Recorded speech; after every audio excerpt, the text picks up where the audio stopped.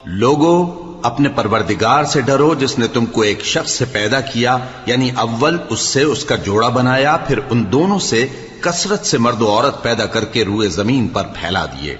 और अल्लाह से डरो जिसके वास्ते से तुम एक दूसरे से हुकूक का मुतालबा करते हो, और कता रहमी से बचो। कुछ शक नहीं कि अल्लाह तुम्हें देख रहा है। और यतीमों का माल जो तुम्हारी तहवील में हो उनके हवाले कर दो, और उनके पाकीज़ा और उम्दा माल को अपने नाकिस और बुरे माल से न बदलो, और न उनका माल अपने माल में मिलाकर खाओ कि यह बड़ा सख्त गुनाह है।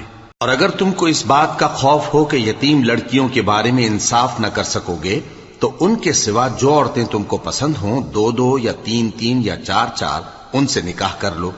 और अगर इस बात का अंदेशा हो कि कई औरतों से इंसाफ न कर सकोगे, तो एक ही औरत से निकाह करो या बांदी से ताल्लुक रखो जिसके तुम मालिक हो।